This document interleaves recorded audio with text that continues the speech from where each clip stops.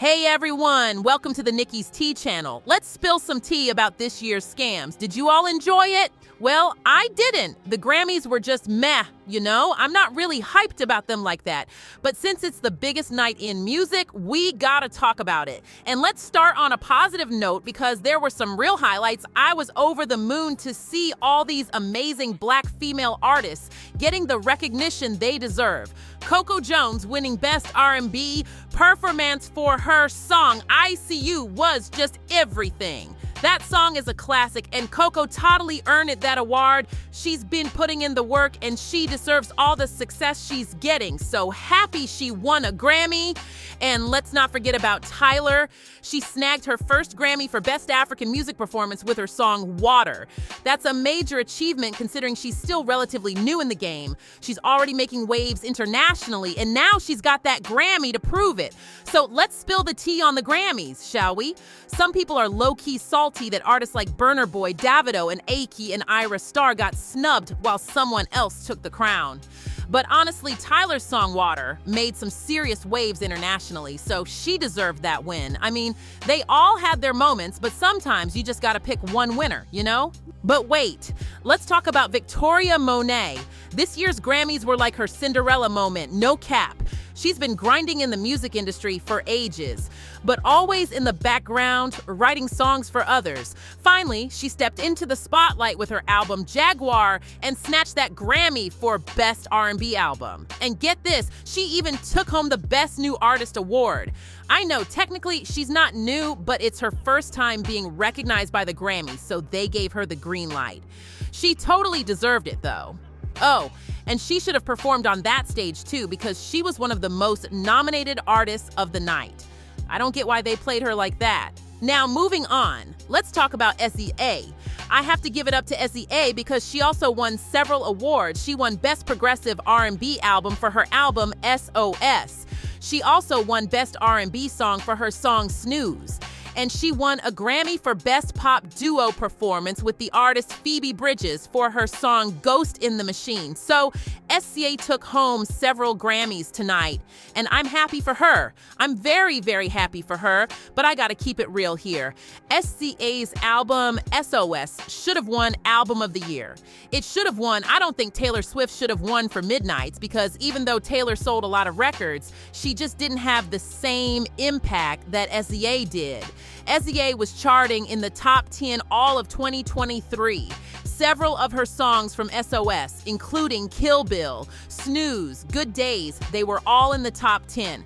Several of her songs were #1 on the radio for weeks. Her album was #1 on Billboard for 21 weeks. 21 weeks at #1. She had a longer run at #1 than Taylor did, so I think she should have won Album of the Year, but of course they weren't gonna give it to a Black woman. It's very hard for Black artists, especially Black female artists, to win in those major categories like Album of the Year and Record of the Year and Song of the Year. So I should have known they weren't gonna give it to SZA. But she definitely deserved Album of the Year. Now, as far as the Scammy's performances are concerned, I wasn't really impressed. I felt like something was going on with the sound. I wasn't really here for the audio, but I do have to give it Fantasia her tens across the board. Fantasia did a Tina Turner tribute, and she ate that per usual. I mean, if you ever seen Fantasia live, you already know that she's going to deliver every single time. And I'll give an honorable mention to SZA, even though I wasn't crazy about her Snooze and Kill Bill performance. However, I did like her performance of Saturn, which I think is a new song of hers. Also, I thought Burna Boy did decent, and I liked the fact that he brought Brandy out. Brandy was sounding good, but let's be clear, Fantasia stole the show. She stole the show. All right, let's spill some tea. So, we gotta talk about some juicy stuff because these scams are always up to some messy business, you know what I mean? First, let's dive into how they tried to troll Nicki Minaj.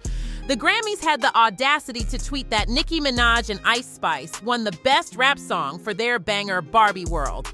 But guess what? They quickly deleted that tweet. Can you believe it? It's like they were intentionally stirring up drama and playing games with Nicki. It seems like they thought about giving her the award, then changed their minds, probably to favor Ice Spice instead. It's clear as day that the Grammys have been blackballing Nicki. Nicki got blackballed in the first place because she pissed off the producer Kenneth Eric. He didn't want her to perform a certain song, and she went ahead and did it anyway.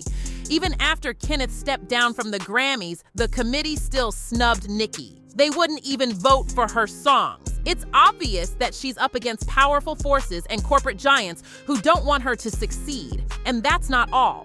Drake and 21 Savage also got snubbed for their epic project, Her Loss. Drake, he's never been a big fan of the Grammys. He's been speaking out against them for years, even when he won one of their awards. He basically said that these awards don't really matter because they're just the opinions of a secret group of people. You can Google it. He congratulated anyone winning in the hip-hop category, but made it clear that the Grammys don't dictate anything in our world. And you know what? Drake is speaking the truth. But let's be real, the Grammys still hold a lot of weight in the music industry, even if they don't mean much to us. That's why there's always so much buzz about who should win and who deserves to win.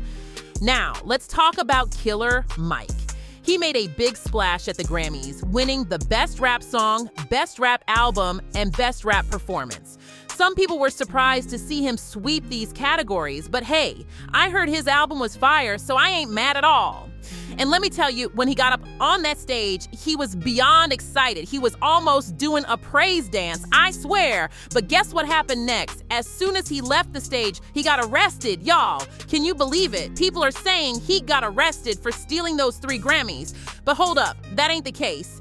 They say he got a little too aggressive with one of these security guards. TMZ even posted a video, but I didn't see him knocking over the security guard like they reported. They booked him for battery on a citizen's arrest. Crazy, right?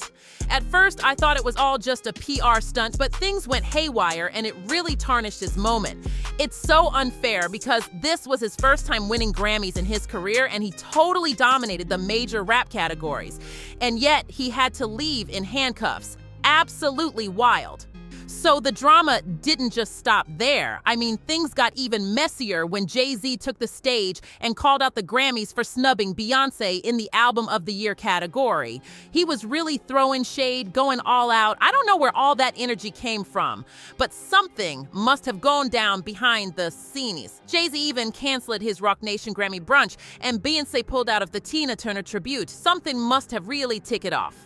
The Carters, because Jay-Z was not happy, he got honored with the Dr. Dre Global Impact Award, probably as a way to appease him and Beyonce, but Jay-Z wasn't exactly thrilled.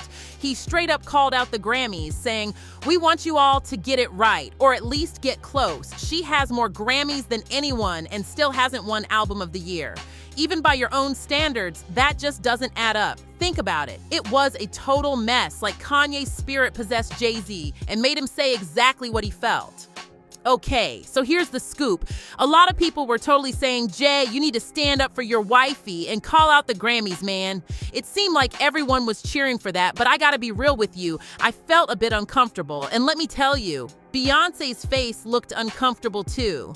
I don't think she wanted Jay-Z to say all that. I don't think she wants to come off as desperate, I mean, it kind of seems a tad desperate when you've already bagged 32 Grammys and you're still getting worked up about not winning Album of the Year. Like, who even cares? I mean, come on, you're Beyonce, a living legend. Who gives a damn if you didn't win? Although, I gotta say, she totally deserved it for Lemonade. She wanted that award and she earned it, but I don't think Beyonce wants to be out there begging for it. At least she doesn't want to look like she's begging for it. And Jay-Z kind of put her on the spot, so it got awkward, and even Blue Ivy was like, "Daddy, what the heck are you talking about?" She looked so confused, poor thing. It was just an awkward moment, and while it may have seemed like Jay-Z was taking a stand and sticking it to the man, trust me, he pissed off a bunch of those elites. Some of those old white dudes with power ain't gonna be happy seeing a black man talking like that. They probably think he's being arrogant, So I don't know, Jay-Z better watch his back because he might have stirred up some major drama with that speech. And we all caught that shade when he said, "Some of y'all don't belong in this category." Now, who do you think he was talking about? I have no clue, but I kind of feel like it might have been a little dig at Taylor Swift. So here's the thing. Taylor totally won Album of the Year, and let me tell you, she broke the record for the most wins in Grammy history. Can you believe it? That's a major accomplishment right there. But here's the catch. It's also a constant reminder that the industry always puts Taylor above Beyonce. Like, seriously, why does it have to be a competition between them? Beyonce is a legend, one of the greatest performers of all time, and she deserves her own recognition. But you know what? The industry is pushing Taylor as the new queen of music, and it's happening right in front of our eyes. They're all about the money, and Taylor brings in the big bucks. It's a bit crazy, don't you think? Oh, and let's not forget about Taylor snubbing Celine Dion when she accepted the Album of the Year award. That was not cool at all. Anyway, sorry for getting off track, but I just had to get that out there. Let's talk about the whole Celine Dion situation.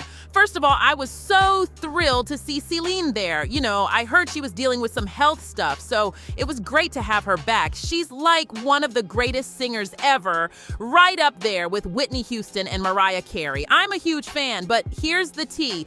Taylor didn't even acknowledge Celine, and people were not having it. I mean, seriously, check out these comments. People were calling Taylor out on social media, saying she should have given the award to someone who recognized Celine's greatness. Ouch. They even said Taylor was jumping around like a schoolgirl and totally ignored Celine. Rude much, Taylor? Now, I have to admit, I'm a big Taylor Swift fan, but this was a major disappointment. Celine deserves some respect, you know? She's been through so much and is slowly recovering. It's not cool that Taylor didn't show her any love. Thankfully, Taylor's PR team stepped in and made her take a picture with Celine to calm down all the haters. Gotta give credit where it's due. So what do you guys think about all this drama? Leave a comment, like, and share this video if you're invested in the gossip. Thanks for watching, and catch you next time. Bye!